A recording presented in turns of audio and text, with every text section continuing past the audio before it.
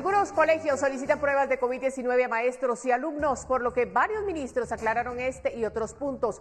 La jefa de cartera de Salud, Amelia Flores, dijo que no hay lineamientos técnicos ni legales para hacer pruebas a los estudiantes.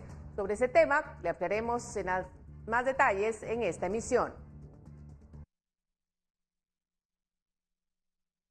¿Cómo están? Buenas noches, gracias por sintonizar a esta hora. Noticiero estelar de Guatevisión. Tenemos muchas noticias, así es que nuevamente agradecemos que se conecte a nuestra señal. Vamos a ellas de inmediato.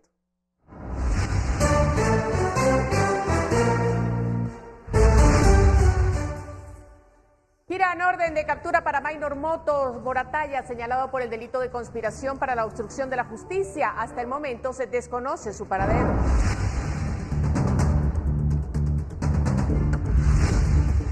México investigará a agentes del Instituto Nacional de Migración por sospechas en la masacre del 22 de enero, donde aparecieron 19 cuerpos calcinados, entre ellos guatemaltecos.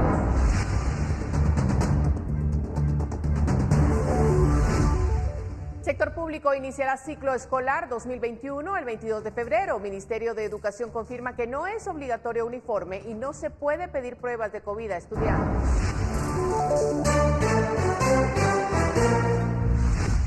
Salud pide reforzar seguridad en la frontera con México para evitar la comercialización ilegal de vacuna contra el COVID-19. Recuerdan que la inmunización será gratuita.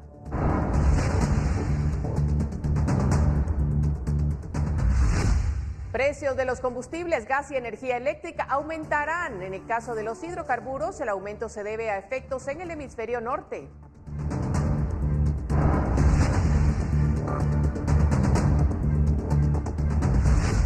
En el plano internacional, primera tormenta de invierno del 2021 pone en estado de alerta a gran parte del nordeste de Estados Unidos.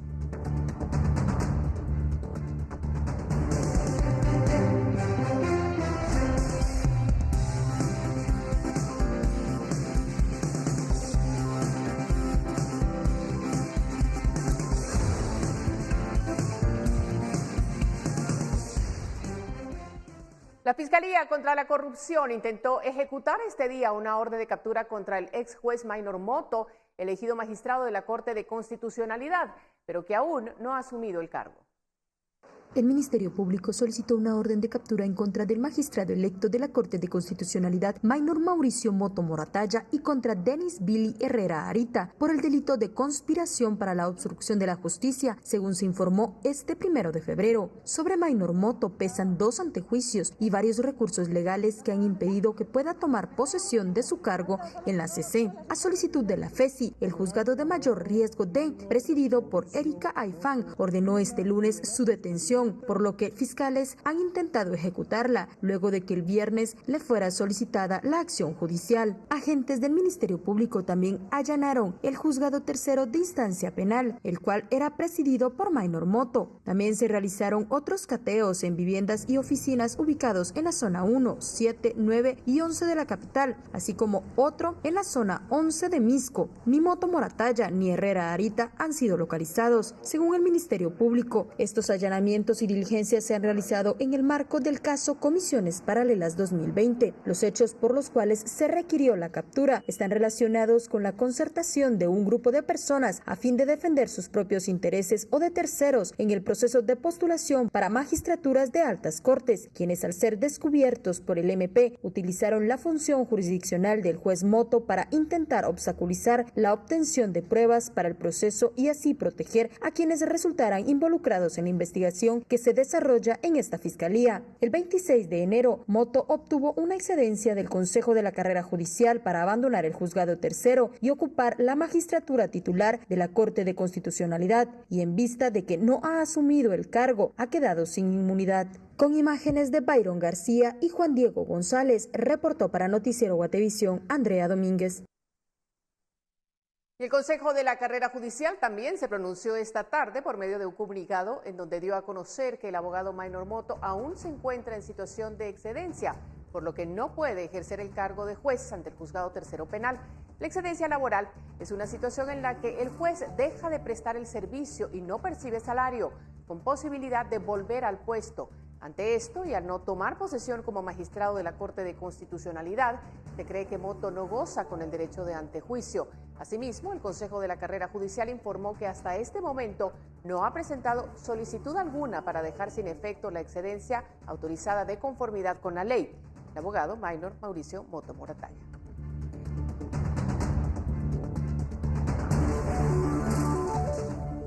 Bueno, y para dar seguimiento a este tema, esta noche contactamos a Eric Maldonado, abogado de Acción Ciudadana. Gracias por estar con nosotros. Buenas noches. Muy buenas noches a todos. Y también saludamos a Fernando Linares Beltranena, abogado y exdiputado al Congreso de la República. Gracias por estar en Noticiero Guatevisión.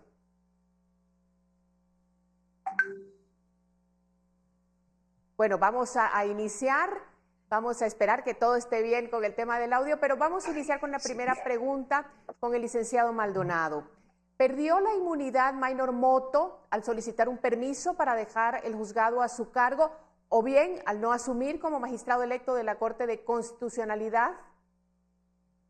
Bueno, considerando de que la excedencia es una figura que se solicita incluso en el ámbito privado para una autorización para dejar de ejercer unas funciones, ¿verdad? Entonces, en este caso, esa excedencia fue otorgada y en ese sentido no se le ha dado posesión en su nueva función, digamos, como magistrado de la Corte de Constitucionalidad. En ese sentido, pues él ha perdido la inmunidad, ya que la inmunidad el tema del antejuicio es un tema inherente al cargo, inherente a la posición que se ocupa como funcionario público, para evitar al final algún tipo de persecución en otro sentido, pero no es que acompaña a la persona en cualquier momento. Y si yo vengo y figuro o soy parte de alguna circunstancia y solicito una excedencia, en ese sentido, pues dejo de estar en funciones. Entonces, en ese sentido, se ha perdido la inmunidad. Abogado Linares Beltranena, ¿qué opina usted de esta situación? ¿Tiene o no tiene inmunidad Maynor Moto?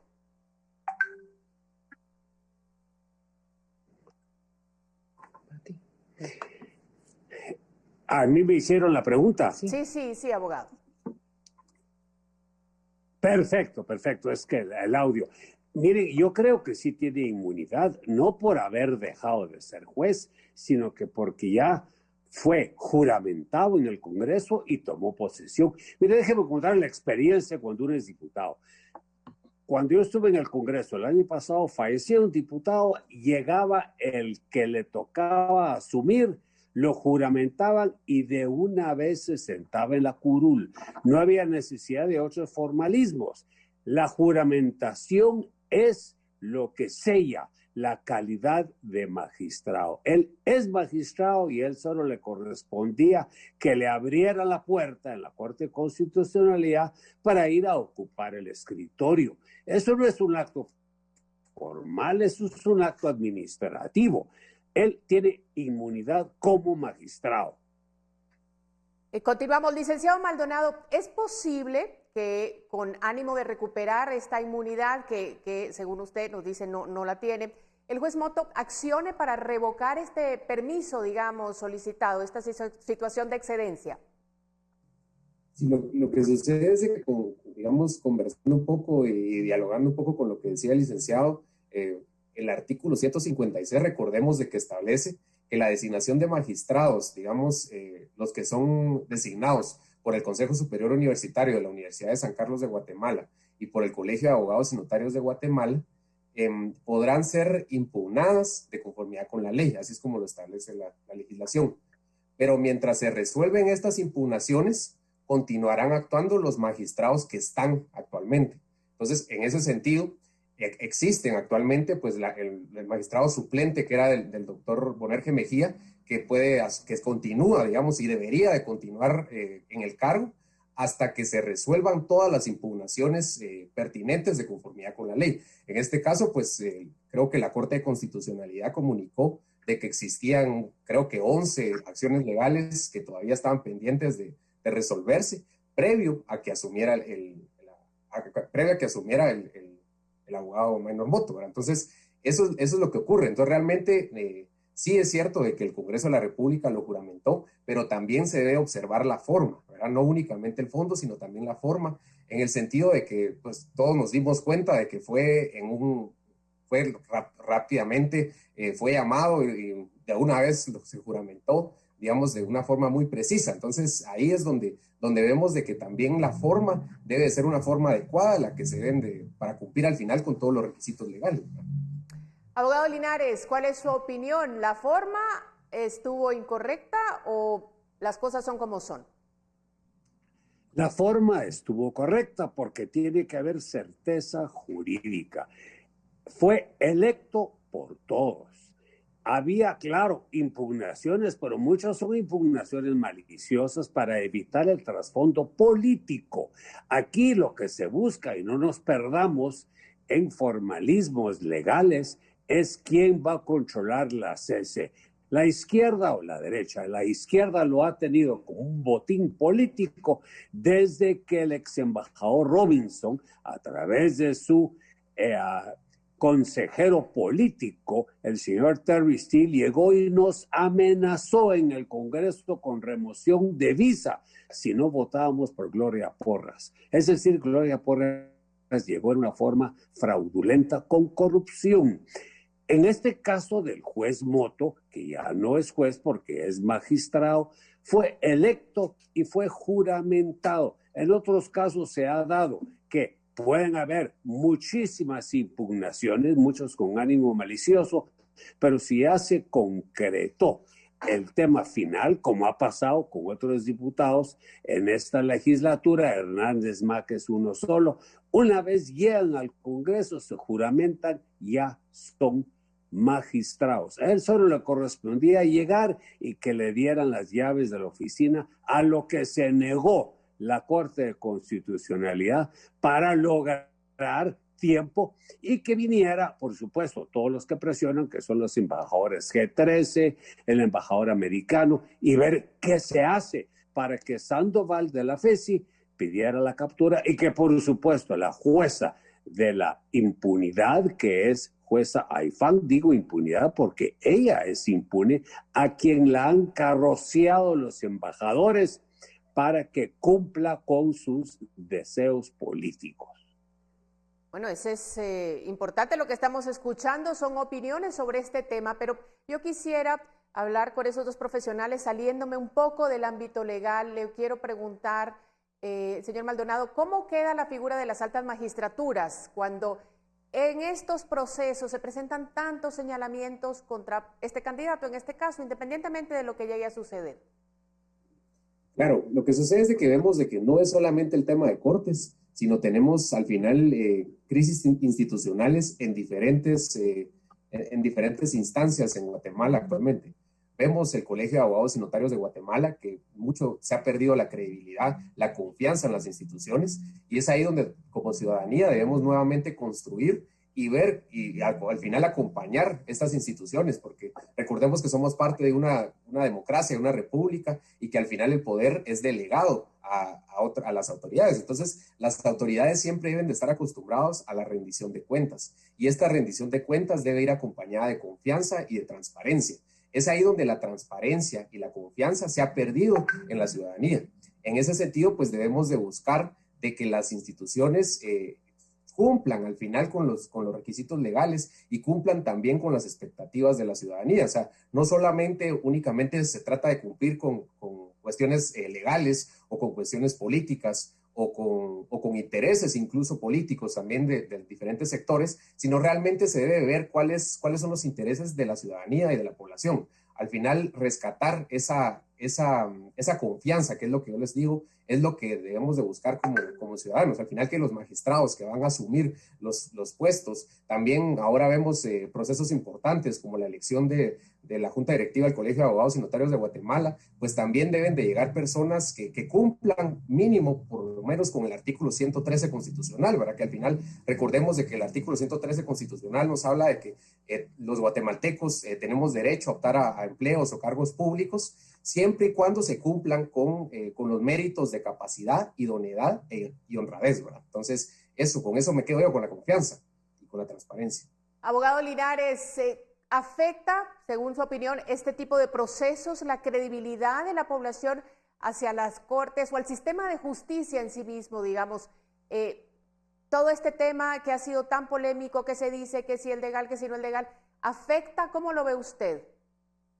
Mire, la justicia tiene una mala imagen de la población porque esta Corte de Constitucionalidad, y aquí quiero mencionar nombres, Gloria Porras de Matavela y Bonerges Mejía, insistieron en entrometerse en temas que no le corresponden. A nosotros en el Congreso nos prohibieron discutir una ley. O sea, el tema no era la inconstitucionalidad de la misma, era nuestra labor como legisladores. Bueno, ¿y qué me dicen de que todos los magistrados de todas las salas y de la Corte Suprema están cometiendo un delito de prolongación de funciones? Es como si yo el 14 de enero no hubiera entregado el cargo de diputado y yo siguiera percibiendo el sueldo. Eso sería un acto infame. Pero yo no lo hice, tampoco lo hizo el presidente Jimmy Morales, él entregó, pero todos los magistrados se quedaron muy cómodamente en sus puestos cometiendo delito por un capricho de la Corte de Constitucionalidad de retrasar las elecciones y ver cómo manipulaban para que llegara su gente preferida de izquierda. En el fondo esto es político. Mire, desgraciadamente la ley se volvió ya un instrumento para blandir y obtener los logros que se persiguen políticamente. Motto no era del gusto de la izquierda porque no era uno de los suyos. Ellos hubieran querido a Gálvez, por ejemplo, que fue el rector de la universidad, que se plegaría más a la línea de izquierda. Es político, entonces la consigna era buscar todas las objeciones contra el de derecha. El tema es político, lo hemos estado viviendo, el igual como se vivió en Estados Unidos la elección de Biden. Hablan de unidad del pueblo de Estados Unidos, cuando lo que se trata es de obtener poder y alcanzar las metas políticas de cada facción. Mejor lo aclaramos y que haya, como dijo muy bien el licenciado Maldonado, transparencia. Yo sí pido que haya transparencia, pero que se pongan sobre la mesa las metas políticas que persigue cada grupo para que se pueda elegir y no se busquen artimañas tratando de eliminar a los rivales. Bueno, me quedo con ese punto de coincidencia entre nuestros dos invitados, que haya transparencia, es lo que el pueblo, es lo que necesita. Quiero agradecerles su participación esta noche en Noticiero Guatevisión aclarando este tema. El abogado Eric Maldonado de Acción Ciudadana y también el abogado Fernando Linares Beltranena. Muchas gracias por estar con nosotros. Buenas noches. Buenas noches. Gracias por la invitación. Bueno, así las cosas. Y nosotros continuamos. La orden de captura en contra del abogado Maynor Motto ha generado distintas reacciones en el Congreso de la República. Algunos diputados han opinado al respecto y esto fue lo que dijeron. A mí me merece una opinión muy importante porque es un personaje que siendo juez aquí a la carrera en el Congreso se hizo todo lo posible para juramentarlo. Y luego él también quería a toda velocidad que lo juramentaran en la Corte de Constitucionalidad, pero no lo logró. Delicado, sin embargo, pues serán los tribunales de justicia los que tendrán que resolver la situación legal del juez Motto. Él goza de antejuicio, habría que tener una orden de juez y habría que haber dado con el procedimiento adecuado. De lo contrario, pues no procede ninguna acción contra él si no hay un levantamiento del antejuicio que él goza.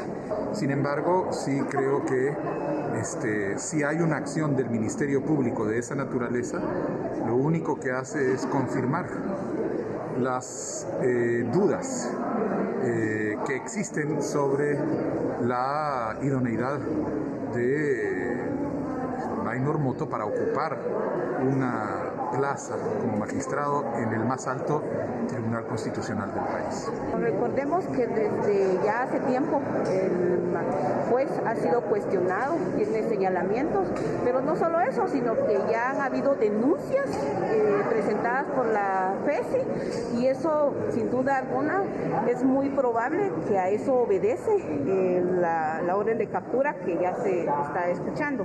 Sorprendidos porque la verdad es que pues Maynor Motto hasta hablar con otros y se lo juez y adicionalmente fue juramentado aquí en el Congreso por como magistrado titular de representación del Colegio de Abogados en la Corte de Constitucionalidad. Pues yo sí consideraría si esto es válido y cabe en el marco de la ley o no.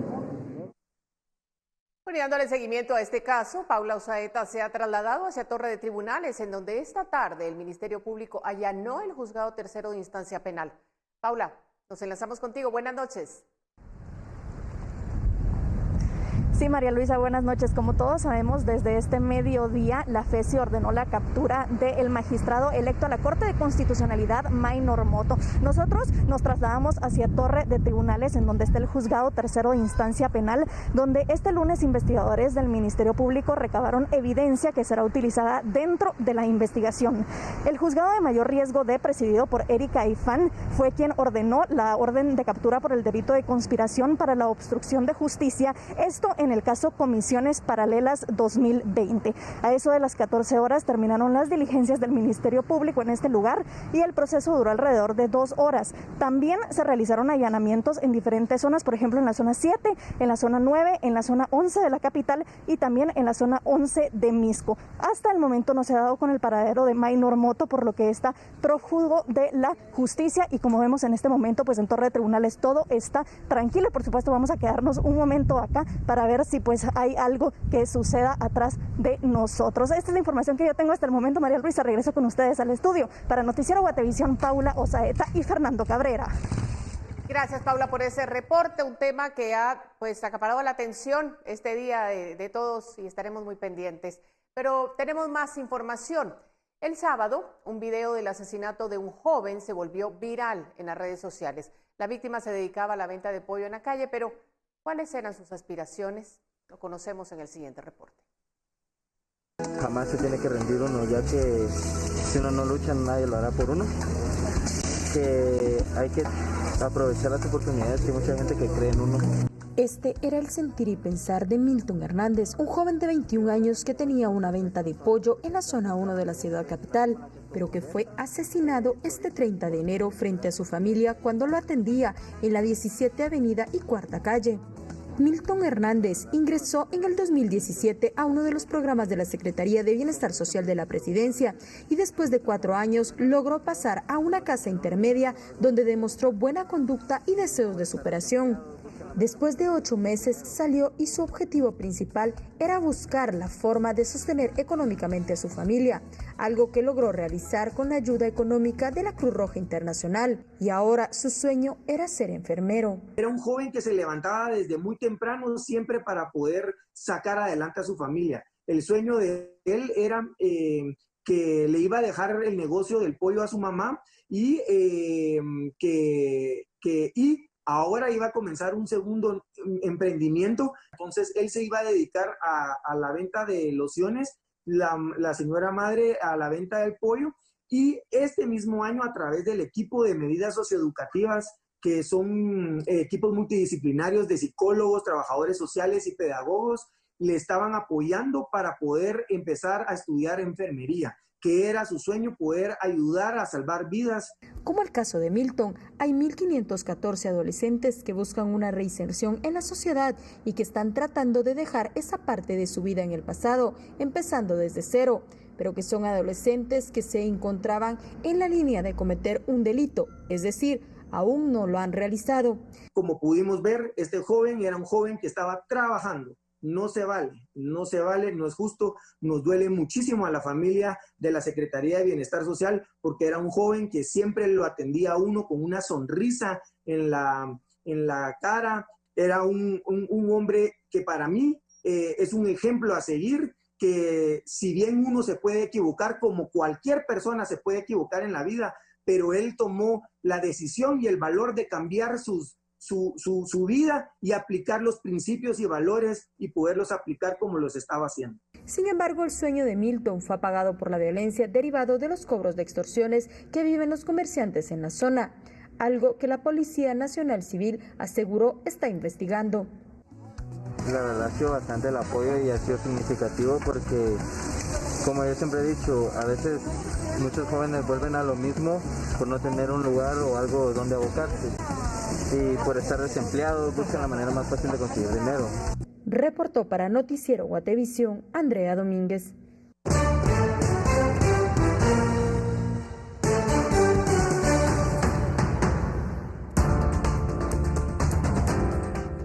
Vamos a una pausa, pero al volver, Salud advierte por comercialización ilegal de vacuna contra el COVID. Regresamos.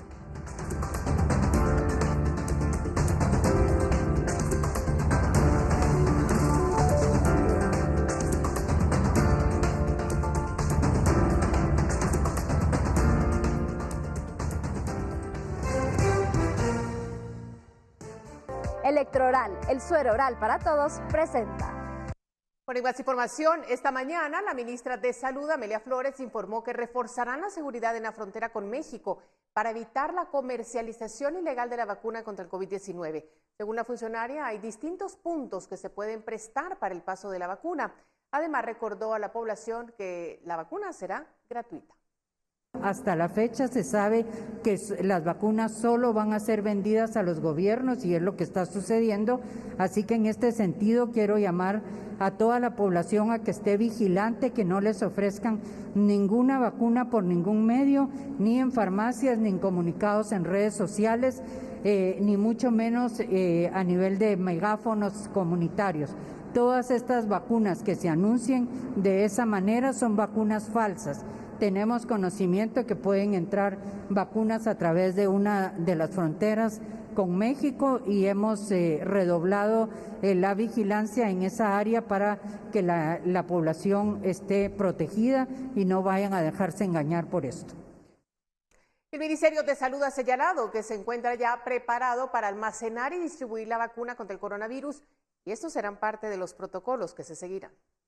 Las vacunas de AstraZeneca necesitan un lugar para almacenarse que enfríe entre 2 y 8 grados centígrados, cuartos fríos con los cuales sí dispone el Ministerio de Salud. El área de refrigeración del Centro Nacional de Biológicos, ubicado en la zona 11 de la ciudad de Guatemala, fue remozado en diciembre de 2020 y ahora tiene una capacidad para almacenar hasta 3.3 millones de dosis. Según el sistema COVAX, Guatemala en 15 días recibirá al menos 847.200 dosis de las vacunas contra el coronavirus. Estas vendrán vía aérea y como no todos los aviones están adaptados para el envío de vacunas de este tipo, se necesitará destinar uno que tenga la capacidad de mantener la carga refrigerada, ya que se necesitan mantener en el rango de temperatura típica, que llega hasta los 8 grados centígrados. La cadena de suministro se debe planificar minuciosamente con antelación para evitar incidentes durante la distribución, ya que esto podría implicar la pérdida de las vacunas. Para ello se deben tener en cuenta factores como la seguridad, la trazabilidad y la temperatura de la vacuna en todo momento. Y según ha señalado Salud, una vez aterrice el avión y se descarguen los pallets, estos también deberán ser trasladados en un contenedor frío al Centro Nacional de Biológicos. Este será el epicentro de la distribución a todo el país. La vacuna de AstraZeneca requiere de 2 dosis para cada guatemalteco y se deberá aplicar con un intervalo de 28 días cada una. El Ministerio de Salud ha asegurado que para su distribución a todo el país se cuentan con cuartos fríos en los hospitales que tienen la capacidad de albergarlas, pero aún no se ha definido la forma en la que estas serán entregadas. La vacuna de AstraZeneca puede almacenarse hasta 6 meses sin que sea manipulada. Sin embargo, una vez esta sea expuesta o abierta, deberá ser usado en un máximo de 6 horas, siempre conservando la cadena en frío. Con imágenes de Byron García, reportó para Noticiero Guatevisión, Andrea Domínguez. Electroral, el suero oral para todos, presentó. Vamos a conocer en este momento la actualización de casos de COVID en el país. El Ministerio de Salud reportó este lunes otros 128 casos nuevos de coronavirus para hacer un total acumulado de 159.632, esto desde que inició la pandemia. En las últimas horas se confirma la muerte de 30 pacientes más, con lo que la cifra en todo el país es de 5.613 decesos. La cantidad de casos recuperados estimados es de 145.165 y finalmente los casos activos estimados son de 8.794. Se efectuaron 4.372 pruebas en las últimas horas para detectar posibles contagios. Esta actualización corresponde al 31 de enero. Esto se hace desde las 0 horas hasta las 23:59 minutos.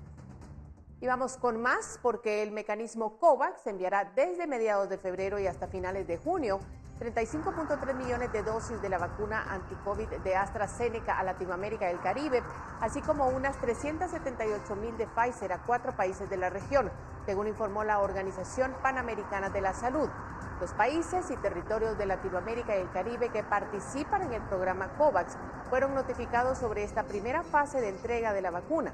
La OPS estima que la región de las Américas deberá vacunar a unos 500 millones de personas para controlar la pandemia del COVID-19.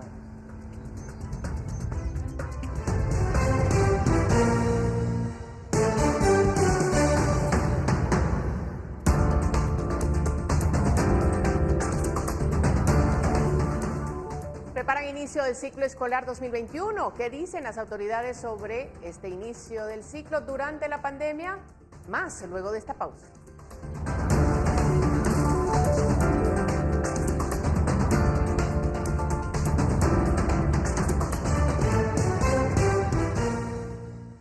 Bueno, continúa con nosotros. La ministra de Educación, Claudia Ruiz, indicó que para el regreso a clases aseguró que en ningún momento se ha dicho que el uniforme sea de uso obligatorio cuando las clases sean virtuales. Por su lado, la ministra de Salud, Amelia Flores, indicó que con relación al tema de que algunos colegios están solicitando pruebas de COVID-19, no hay lineamientos técnicos ni legales para hacer pruebas a los alumnos. Agregó que esto no es técnicamente apropiado, porque si una persona no tiene síntomas, no es correcto que se haga una prueba de hisopado. El ministro de Trabajo, Rafael Rodríguez, indicó que en materia laboral han tenido denuncias de maestros a quienes algunos colegios privados les están exigiendo que firmen contratos en los cuales los eximen de responsabilidad a los establecimientos si en caso se contagian de coronavirus. A este respecto, quiero informarles que no hay ningún lineamiento técnico ni legal para poder realizar pruebas a los alumnos. Con esto quiero decir que una prueba no solamente es molesta para el hisopado, no solamente es molesto, sino que no es técnicamente apropiado. Eso no es correcto. La regulación actual, el reglamento que complementa las normas de salud y seguridad ocupacional, identificado con el número 79-2020 del Ministerio de Trabajo, establece cuáles son las responsabilidades de las dos partes en la relación laboral. Entiéndase, de los empleadores, en este caso quienes tienen la dirección y los dueños de los colegios privados, pues de proveer todos los insumos, tanto que establece el 79-2020 del acuerdo gubernativo como aquellos que establecen los protocolos del Ministerio de Educación. Bueno, el sector educativo oficial de Retaluleu se prepara para el inicio del ciclo escolar el próximo 22 de febrero. Miremos. El próximo 15 de febrero, los docentes de los establecimientos públicos de los 4 niveles educativos deberán presentarse a los centros educativos para preparar el ciclo escolar 2021 del sector oficial que arranca el 22 de febrero. La ayuda del Ministerio de Salud, podamos en conjunto con otras unidades correspondientes también poder atender a los alumnos de una manera segura, con los protocolos correspondientes, evitando el contagio. Creemos de que los padres de familia y los niños son lo más importante para nosotros en estos momentos. De los 9 municipios del departamento, únicamente San Martín Zapotitlán ha alcanzado la alerta verde y de mantenerse en las siguientes actualizaciones, las autoridades educativas tendrán que analizar si los estudiantes de esa localidad retornan a los centros educativos o se mantendrá la virtualidad. No vamos a volver a la normalidad hasta que el Ministerio de Educación de una manera oficial vaya determinando la forma que se va a ir trabajando en cada municipio, dependiendo del color del semáforo y dependiendo de las circunstancias que se presenten. Uno de los mayores retos que deberá afrontar el sector oficial para este nuevo ciclo escolar es el poco acceso a las herramientas tecnológicas que tendrán los niños de las comunidades lejanas a la cabecera departamental. Ha sido un cambio bastante duro para mí, porque al menos yo que vendo, con lo poquito que puedo ganar, ahí ando viendo cómo meterle internet al teléfono, ¿verdad? Y pues sí cuesta bastante, porque a veces uno tiene para meter saldo y a veces uno no tiene. Y si se le acaba el internet y no ha terminado las clases o no ha terminado lo que tiene que hacer, entonces sí, es un poco duro. Las autoridades educativas han señalado que los docentes ya han sido capacitados para la modalidad de educación virtual que se impartirá este año, aunque el reto para que este año sea exitoso dependerá del acceso a Internet que tengan los estudiantes. Desde Retaluleu para Noticiero Guatevisión reportó Victoria Ruiz.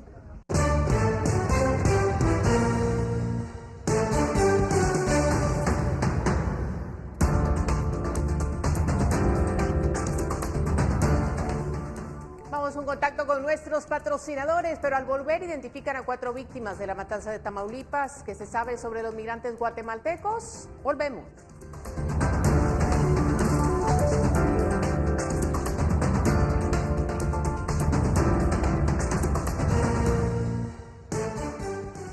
Tenemos más información a esta hora de la noche. México informó sobre el proceso para identificar a migrantes localizados sin vida en Tamaulipas, en donde dio a conocer que una camioneta de migración podría estar involucrada. La secretaria de Gobernación, Olga Sánchez, detalló que investigarán al Instituto Nacional de Migración precisamente por esto, porque una de las camionetas que se usó en la masacre había sido retenida por esa institución. Se resaltó que tiene que haber una investigación sólida y legítima de cómo o por qué el Instituto Nacional de Migración tenía esa camioneta y si hay alguna responsabilidad de algún servidor público. Efectivamente tenemos conocimiento de esa camioneta y del evento de que el Instituto Nacional de Inmigración podría haberla tenido asegurada o, como tú dices, retenida, y que fue la camioneta en donde cuando menos estuvo involucrada en los hechos. Pero todo esto está obviamente investigándose. Vamos a ver si incluso hay alguna responsabilidad de alguno de los funcionarios o de los servidores públicos del mismísimo Instituto Nacional de Inmigración. Y para conocer más a detalle qué es lo que se está haciendo allá en México en relación a esta situación tan dura, tan tremenda que se genera por esa necesidad de las personas de emprender ese camino y que se encuentran con esta situación, vamos a hacer en este momento un enlace con Alejandro Domínguez de Milenio TV.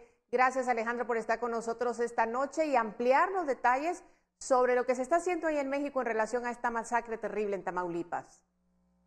María Luisa, muy buenas noches. Así es, pues mucha información acá en México, sobre todo el fin de semana, con este avance en la investigación del hallazgo de estos cuerpos calcinados. Se avanza en la identificación al menos de 4 de los 19 cuerpos, y de estos 4 cuerpos se determinó que 2 son mexicanos y 2 sí son guatemaltecos, ampliando así la posibilidad de que más migrantes hayan venido en esa camioneta, en ese traslado que se hizo.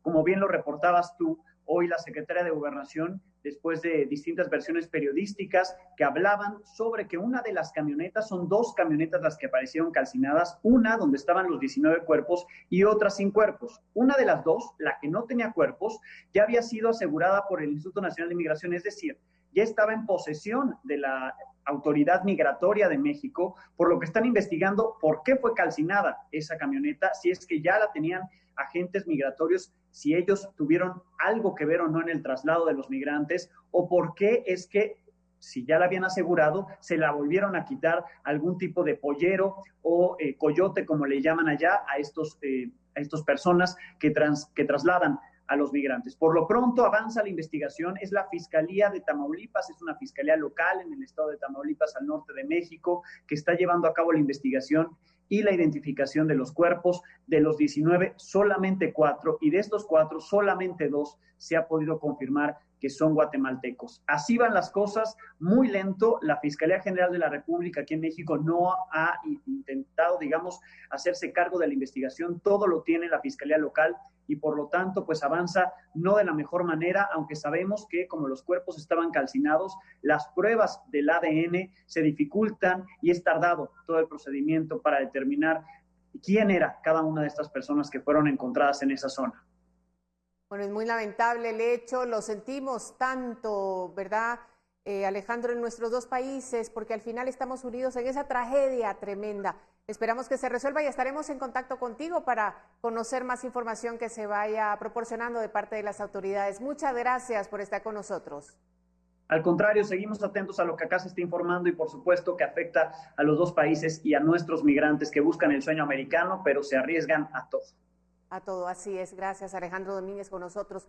Y bueno, continuamos. Esta noche el Ministerio Público informó este lunes que la jueza de mayor riesgo D envió a juicio a Carlos Alberto Sandoval Pérez. Esto por asociación ilícita, tránsito ilegal de personas e ingreso ilegal de personas en el caso migración, que hace referencia a una red de falsificación de pasaportes. Por este expediente judicial fue condenado el ciudadano ruso Igor Vitkov en diciembre del 2018, mientras que Sandoval Pérez fue aprehendido en noviembre del 2019 en seguimiento de la orden de captura que se había girado en su contra en el 2014. La audiencia de ofrecimiento de la prueba en el juicio contra Sandoval se programó para el próximo 17 de febrero en el juzgado mencionado anteriormente.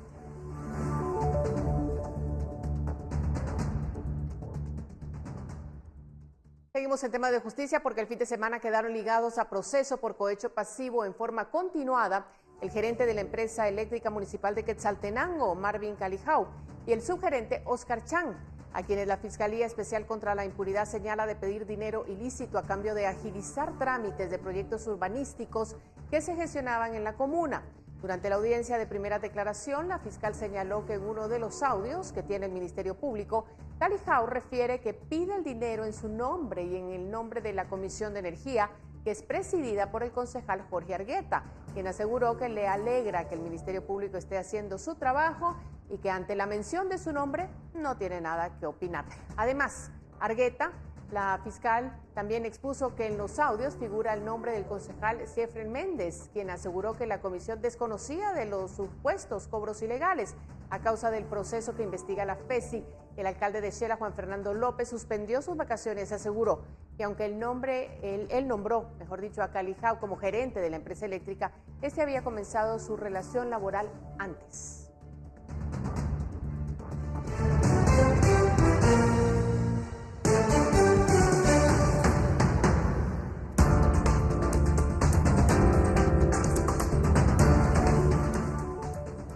¿Por qué aumentará el precio de los combustibles, gas y la energía eléctrica? No pierda detalle en este tema en minutos.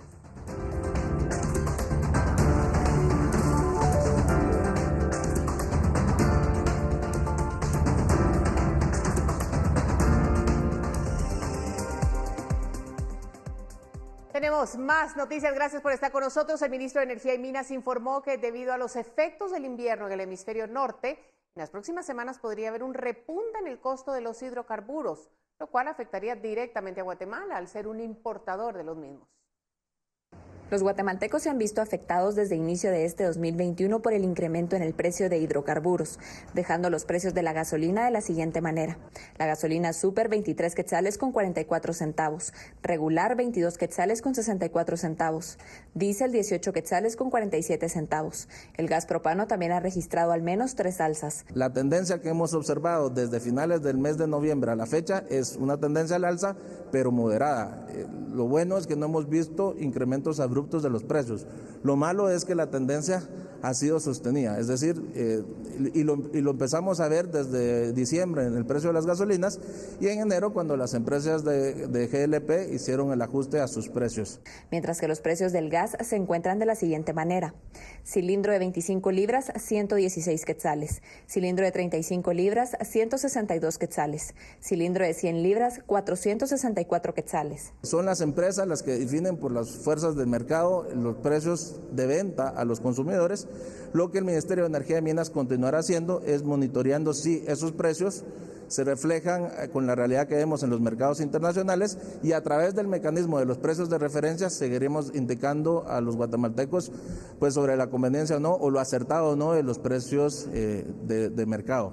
Autoridades indicaron que son factores externos los que inciden en que esto ocurra. Uno de ellos es el inicio de la temporada de invierno en el hemisferio norte y la reactivación del comercio tras el fin del confinamiento social. Reportó para Noticiero Guatevisión, María Olga Menaldo. Bueno, y las tarifas de energía eléctrica tendrán un aumento de 3 centavos por kilovatio hora en 2 distribuidoras. Los nuevos precios regirán del 1 de febrero al 30 de abril. Para la tarifa no social, los precios para DEOXA serán de 1.99 quetzales por kilovatio hora al mes, y para los de Orsa la tarifa será de 1.86 quetzales. Para EXA se fijó en 1.30 con alza de menos de un centavo. En la tarifa social para DEOXA quedó de 1.86 por kilovatio hora al mes, y de Orsa en 1.77, mientras que Enexa subió a 1.21. Esto incluye a los clientes que consumen de 1 kilovatio hasta 300 horas al mes. Esta tarifa se aplica a unos 2.8 millones de familias guatemaltecas.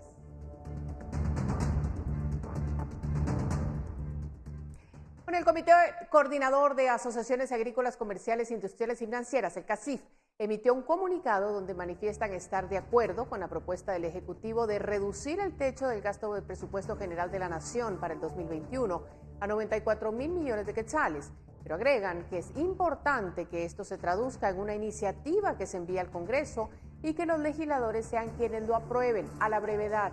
Agregan que el sector empresarial organizado ve indispensable que se elabore y se socialice un plan para reducir el déficit fiscal.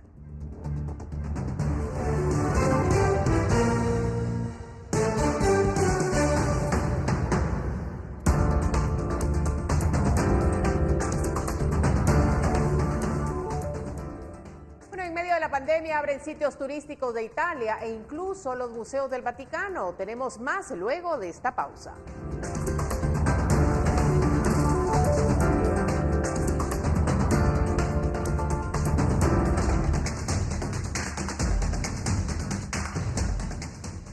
Tenemos noticias del mundo. Los policías que esposaron a una niña de 9 años y la rociaron con gas pimienta en Rochester, en el estado de Nueva York, fueron suspendidos este lunes en medio de una ola de indignación ante los métodos utilizados por las fuerzas de seguridad estadounidenses.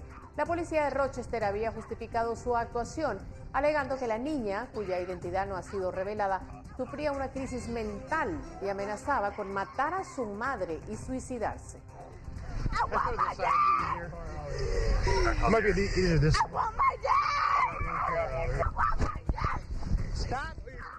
Millones de personas en el nordeste de Estados Unidos amanecieron ante un manto de nieve tras una noche de precipitaciones, las cuales, según los pronósticos meteorológicos, se mantendrán hasta el martes. Muchos años que no veía algo así. Un poco difícil caminar y todo, pero la verdad yo la disfruto la nieve. Que caerá hasta la mañana del martes en el noreste de Estados Unidos, según el Servicio Meteorológico Nacional, que indicó que por lo menos 100 millones de personas serán afectadas por esta tormenta. El fenómeno llevó a la cancelación de todos los vuelos del aeropuerto de La Guardia y otros en el área, cierre de carreteras, centros de vacunación contra el COVID-19, así como de clases presenciales. No estábamos preparados para esto, pero vea, ya son 10 pulgadas. A lo mejor un poco más. Los fuertes vientos, las dificultades para caminar, las bajas temperaturas, así como la posibilidad de una acumulación de nieve de hasta 45 centímetros en la Gran Manzana y sus alrededores han llevado a las autoridades a emitir alertas e inclusive cerrar algunas vías como medida de precaución. Entiendo que sí, que los caminos están cerrados y que Nueva York está en estado de emergencia, me parece, por la nieve, ¿no? Entonces hay que quedarse en la casa nomás, ese es el mejor consejo. Salir es una locura, yo porque vivo al lado vine a comprarme un café por el frío nomás.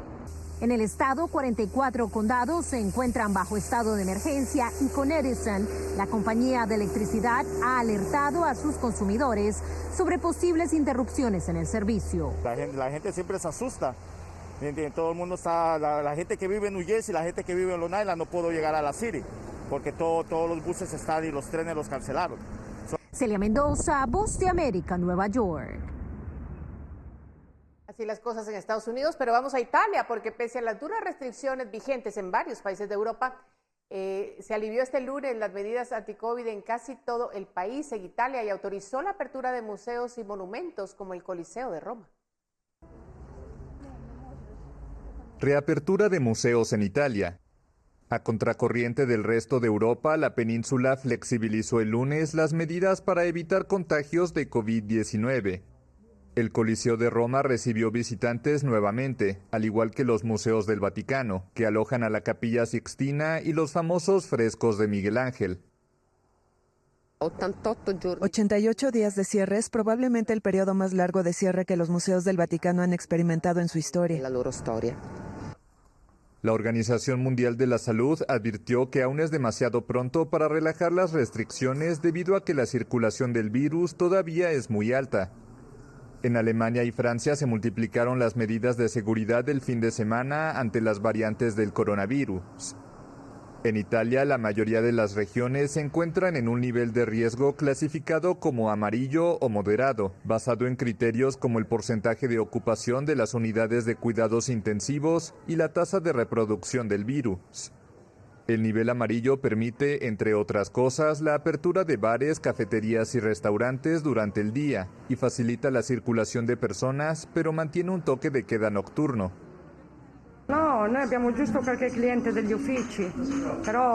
Solamente tenemos unos pocos clientes de oficinas, pero el turismo es una parte mayor de nuestro negocio. El impacto fue bueno, esperamos no regresar. Amarillo, rojo, amarillo, rojo, amarillo, rojo. ¿Cuánto tiempo podemos seguir así?